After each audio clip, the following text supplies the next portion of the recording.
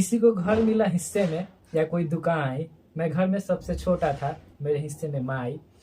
ये कविता है, ये लाइन है प्रसिद्ध कवि मुनव्वर राना जी का, जो आज हम लोग इसके विषय में डिस्कस करेंगे।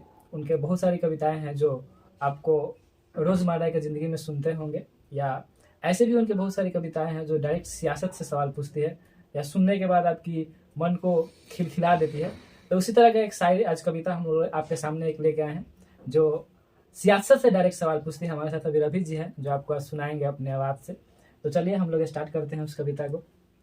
तो आज की कविता है मुनव्वर राना के, और मुनव्वर राना के हाल ही दिनों में निधन हो गया है, तो हम लोग सोच रहे हैं उनको श्रद्धांजलि देने के लिए। तो हम दोनों मिलकर आज मुनव्वर राना के सबसे बेहतरीन शायरी को पढ़ते हैं। तो देखिए, कविता है कि मैं दहशत गर्द था, मरने पे बेटा बोल सकता है। हाँ। मैं दहशत गर्द था, मरने पे बेटा बोल सकता है, हुकूमत इशारे पर तो मुर्दा बोल सकता क्या है। बात है, क्या बात है।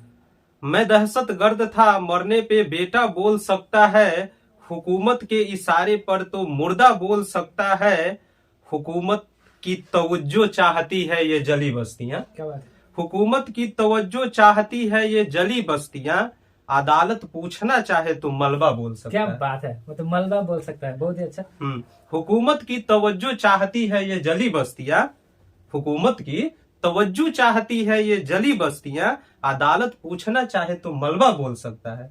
अब लाइन देखिए, कई चेहरे अभी तक मुहजबानी याद है उसको, कई चेहरे अभी तक मुहजबानी याद है उसको, कहीं तुम पूछ मत लेना ये गुंगा बोल सकता है। बहुत अच्छा है।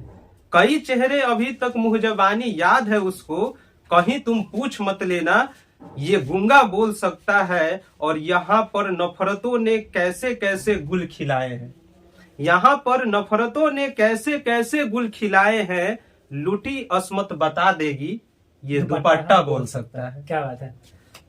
यहाँ पर नफरतों ने कैसे कैसे गुल खिलाए हैं, लुटी अस्मत बता देगी ये दुपट्टा बोल सकता है। और अब मुनव्वर राना लिख रहे हैं कि बहुत सी कुर्सियां इस मुल्क में लाशों पे रखी है, बहुत सी कुर्सियां इस मुल्क में लाशों पे रखी है, ये वो सच है जिसे झूठे से झूठा बोल सकता है।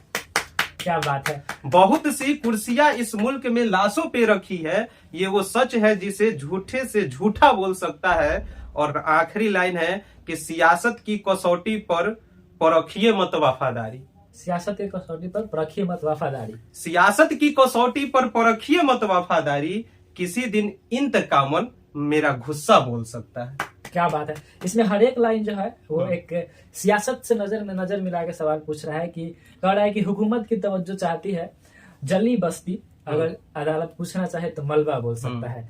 ये डायरेक्ट सवाल पूछती है हमारी कोर्ट से, हमारी जो शासन व्यवस्था है, जो न्यायपालिका है, उससे ये डायरेक्ट सवाल पूछती है कि आप इतने मतलब कैसे अनदेखा कर सकते हैं। आप देखना चाहते हैं तो यहाँ पे डायरेक्ट बोला जा रहा है कि अगर पूछना चाहे तो मलबा बोल सकता है। तो ये कविता में आप देख सकते हैं कितनी आक्रोश है, कितनी भावनाएं जुड़ी हुई है लोगों के साथ, लोगों की इसमें आवाज है। तो ये मुनव्वर राना जी का खासियत था, जो अपने कविता में बहुत बड़ी बड़ी बातें बोल जाते थे और बहुत ही सरल भाषा में, जो हर एक आदमी को समझ में आ जाए। तो बहुत बहुत शुक्रिया रवि जी हमारे साथ और हमारे चैनल पे इतनी खूबसूरत कविता साझा करने के लिए। अगर आप कुछ और बोलना चाहे हमारे। नहीं, अब धन्यवाद। तो ये मुनव्वर राना जी का हाल ही में निधन हो गया था और बहुत अफसोस है कि हमारे देश में वैसा शायर नहीं रह पाए। जी, बहुत ही वो उम्दा मतलब तरीका के कवि थे और बहुत ही अच्छा कविता लिखते थे और बहुत ही सरल भाषा में लिखते थे। तो हर एक आदमी को लेकिन समझ में हाँ, आता था। उदासी तो है उनके जाने पर, लेकिन किसी शायर ने कहा है कि हजार और आएंगे नगमों के कलिया, हजार और आएंगे नगमों के कलिया, हमसे बेहतर कहने वाले, आपसे बेहतर सुनने वाले। तो इसी के साथ आज बहुत बहुत शुक्रिया आप लोगों का, बहुत बहुत शुक्रिया रवि जी।